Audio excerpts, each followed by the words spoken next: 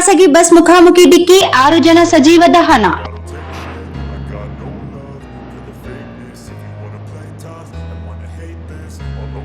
ಯಾದಗಿರಿ ಜಿಲ್ಲೆಯ ಸುರಪುರ ತಾಲೂಕಿನ ದೇವಾಪುರ ತಿಂತಿನಿ ಸೇತುವೆ ಬಳಿ ಕಾರು ಹಾಗೂ ಖಾಸಗಿ ಬಸ್ ನಡುವೆ ಸಂಭವಿಸಿದ ಭೀಕರ ರಸ್ತೆ ಅಪಘಾತದಲ್ಲಿ ಕಾರಿನಲ್ಲಿದ್ದ 6 ಜನ ಸಜೀವ ದಹನವಾಗಿದ್ದಾರೆ. ಕೃಷ್ಣ ನಾಯಕ್ 52 ವರ್ಷ, ಅನಂತ ಕಲಾ ನಾಯಕ್ 45 ವರ್ಷ, ಶರಣಪ್ಪ 36 ವರ್ಷ, ನಿಸರ್ಗ ಶರಣಪ್ಪ 30 ವರ್ಷ, ಇವರ ಪುತ್ರ ಸಿದ್ಧಾರ್ಥ ಶರಣಪ್ಪ 3 ವರ್ಷ ಮತ್ತು ಶಶಿಕಲಾ 30 ವರ್ಷ ಮೃತರು. ಮೃತ ಶರಣಪ್ಪ ದಂಪತಿಯ ಪುತ್ರಿಯರಾದ ಅದ್ವಿಕಾ 5 ವರ್ಷ ಮತ್ತು ಶ್ರೀನಿಧಿ 1.5 ವರ್ಷ. ಪರಿಸ್ಥಿತಿ ಚಿಂತಾಜನಕವಾಗಿದೆ. ಇವರನ್ನು ಸ್ಥಳೀಯರು ರಕ್ಷಿಸಿ ಆಸ್ಪತ್ರೆಗೆ ಸ್ಥಳಾಂತರಿಸಿದ್ದಾರೆ. ಸಿರುವಾರ ಪಟ್ಟಣ ಪಂಚಾಯಿತಿ ವಾರ್ಡ್ ನಂಬರ್ 1 ಸದಸ್ಯರಾದ ಕೃಷ್ಣ ನಾಯಕ್ ಅವರು ಕುಟುಂಬ, ಹೆಂಡತಿ, ಮಗಳು, ಅಳಿಯ ಮತ್ತು 3 ಜನ ಮೊಮ್ಮಕ್ಕಳ ಜೊತೆ ದೇವಸ್ಥಾನಕ್ಕೆ ಶುಕ್ರವಾರ ಮುಂಜಾನೆ ಹೋಗಿದ್ದಾರೆ.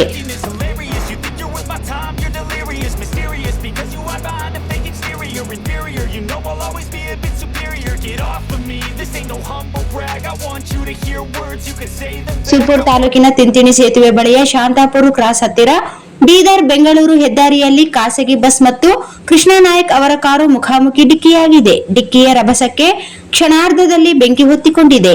ರಸ್ತೆಯ ಪಕ್ಕದಲ್ಲಿದ್ದ ಸಾರ್ವಜನಿಕರು ಹಿಂಬದಿ ಸೀಟ್ನಲ್ಲಿದ್ದ ಕೃಷ್ಣ ನಾಯಕ್ ಅವರ ಪತ್ನಿ ಅನಂತಕಲಾ, ಮಗಳಾದ ನಿಸರ್ಗ ಮತ್ತು ಒಂದು ಮೊಮ್ಮಗುವನ್ನು ಹೊರಗೆ ತೆಗೆದಿದ್ದಾರೆ.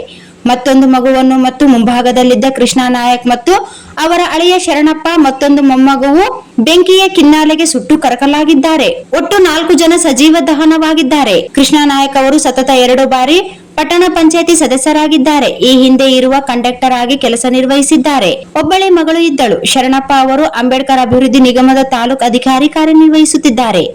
ಸಂತಾಪ. ಕೃಷ್ಣ ನಾಯಕ್ ಕುಟುಂಬ ನಿಧನಕ್ಕೆ ಸಚಿವರಾದ NS ಬೋಸರಾಜ್, ಮಾನ್ವಿ ಶಾಸಕರಾದ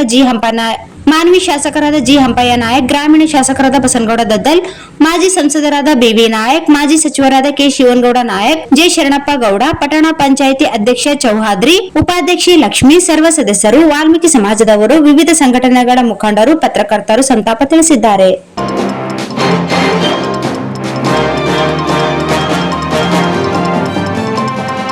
ಸಾಗರ್ DTP ಸೆಂಟರ್. ಹಲೋ ಸಂಪಾದಕರೇ, ನೀವು ಪತ್ರಿಕೆ DTP ಆಪರೇಟರ್ ಹುಡುಕುತ್ತಿದ್ದೀರಾ? ಹಾಗಾದರೆ ಅವರ ಅವಶ್ಯಕತೆ ಈಗ ಬೇಕಾಗಿಲ್ಲ. ನಮ್ಮನ್ನು ಸಂಪರ್ಕಿಸಿರಿ. ಇಂದೇ ನಿಮ್ಮ ಪತ್ರಿಕೆಯ 4 ರಿಂದ 6 ಪುಟಗಳವರೆಗೆ ನಿಮ್ಮ ಪತ್ರಿಕೆಯ ಪುಟ ವಿನ್ಯಾಸವನ್ನು ಮಾಡಿಕೊಡಲಾಗುವುದು. ನಿಮ್ಮ ಯಾವುದೇ ಜಿಲ್ಲೆ ಇರಲಿ, ಯಾವುದೇ ತಾಲೂಕಿರಲಿ, ನಿಮ್ಮ ಭಾಗದ ಸುದ್ದಿಗಳನ್ನು ಹಾಕಿ 4 ಪುಟಗಳ DTP ಕಡಿಮೆ ದರದಲ್ಲಿ ಮಾಡಿಕೊಡಲಾಗುವುದು.